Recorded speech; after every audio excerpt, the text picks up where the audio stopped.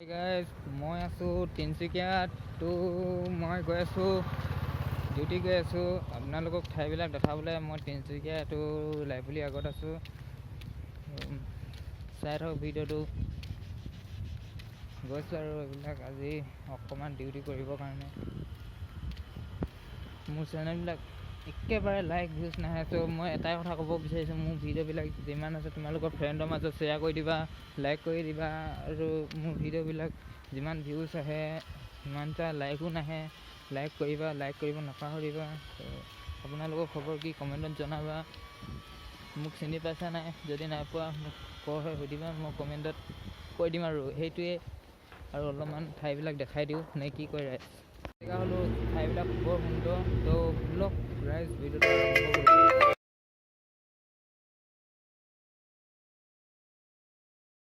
আৰু এইটো ৰাস্তাত গৈ আছোঁ মই। কোনোবাই চিনাকি যেন লাগিছে যদি ৰাস্তাবিলাক সুধিব পাৰা কমেণ্টত। আৰু বহুত দিন গান এটা লগা নাই, আজি জুবিনৰ গান কেইটা শুনি লওঁ ন কি এইটো ষ্টাৰ্ট।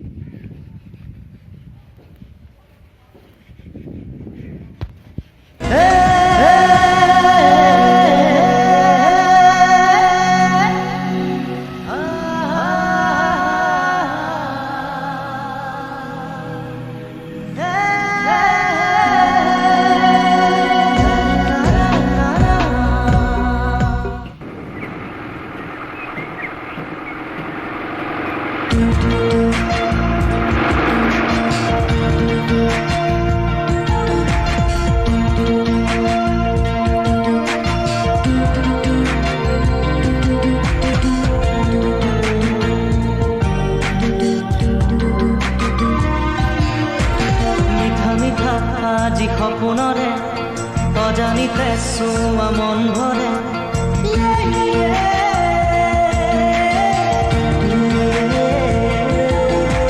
মিঠা মিঠা আজি সপোনৰে অজানিতে চোৱা মন ভৰে। কোনে কয় ল'ৰাৰ দুখ নাই, কোনে কয় ল'ৰাৰ কষ্ট নাই। আৰু জন্ম হোৱাৰে পৰা জীৱনৰ সমস্ত দায়িত্বৰ চাপটো ল'ৰাৰ মূৰতে পৰে।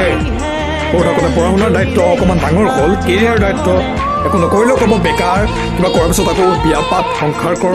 বিয়া পাতিলে পত্নীৰ দায়িত্ব, ল'ৰা ছোৱালীৰ দায়িত্ব, মাক দেউতাকৰ দায়িত্ব। ল'ৰা ছোৱালী ডাঙৰ হ'ল, ল'ৰা ছোৱালীৰ কেৰিয়াৰ দায়িত্ব, প্ৰেমৰ প্ৰতাৰণা আৰু যে কি ব্লাহ ব্লাহ। নিজৰ সপোন বোলা বস্তুটো একো নাই। হেঁচাৰ দুখ বেদনা বুকুত লৈও ক'ব বিন্দাছ আছোঁ মই। কিয়?